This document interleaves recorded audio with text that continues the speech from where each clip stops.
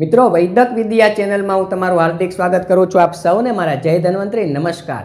મિત્રો આજે મારે તમને એક એવી દિવ્ય વનસ્પતિ વિશે વાત કરવાની છે જે વનસ્પતિ તમારી આજુબાજુ જ છે, નદી કિનારાના વિસ્તારોમાં છે, સરોવરમાં છે, એની આજુબાજુમાં તમને સરળતાથી પ્રાપ્ત થઈ જાય છે। આ વનસ્પતિ શરદી, ઉધરસ, કફ, દમ, શ્વાસના રોગો, ફેફસાના રોગો, કફજન્ય વિકારો, દૂષિત કફ, આ તમામ મુદ્દા તમારા શરીરમાં જમા થયેલો હઠીલો કફ એને જળમૂળમાંથી મટાડવા માટે તમારી ખૂબ જ મદદ કરે છે। તો આ વનસ્પતિનું નામ છે ભોરીંગણી। ભોરીંગણીના બે પ્રકાર છે, ઊભી ભોરીંગણી અને બેઠી ભોરીંગણી। એક ભોરીંગણીમાં શ્વેત પુષ્પો આવે છે અને બીજી ભોરીંગણીમાં નીલ પુષ્પો આવે છે। જનરલી શ્વેત પુષ્પોવાળી ભોરીંગણી ભાગ્યે જ જોવા મળે છે અને નીલ પુષ્પોવાળી ભોરીંગણી એટલે કે તમારા રીંગણાનો જેવો કલર હોય એ પ્રકારના કલરવાળા એને પુષ્પો આવે।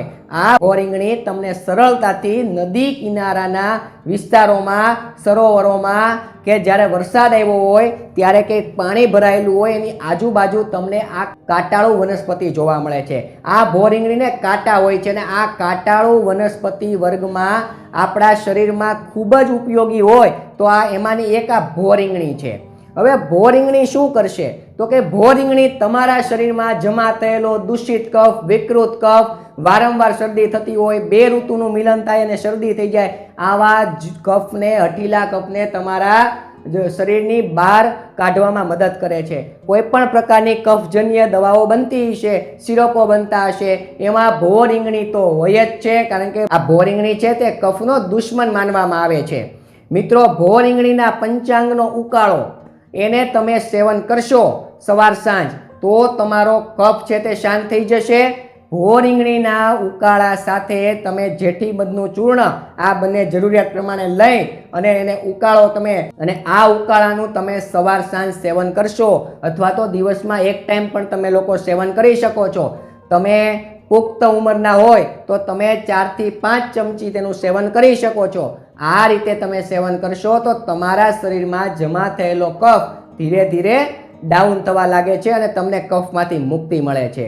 આ ભોરીંગણીના પુષ્પોનો લેપ કપાળ ઉપર કરવાથી તમને માથું દુખતું હશે, કફના વિકારોથી કફજન્ય માથું દુખતું હશે તો એમાંથી પણ તમને ધીરે ધીરે રાહત થતી જોવા મળે છે।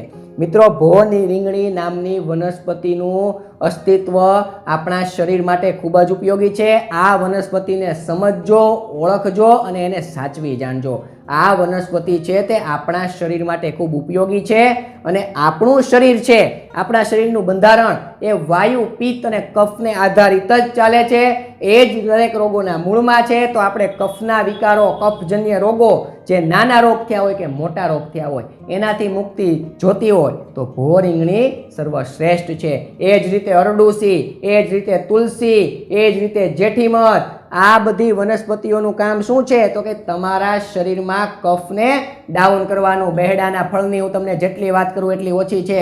તો આ બધી વનસ્પતિને સાચવી જાણજો તો આપણા વારસો, આપણા બાળકો એને પણ આ દિવ્ય વનસ્પતિઓ ચેતના સ્વરૂપે ઉપયોગી થશે। આપ સૌને મારા પ્રણામ। જય ધન્વંતરી।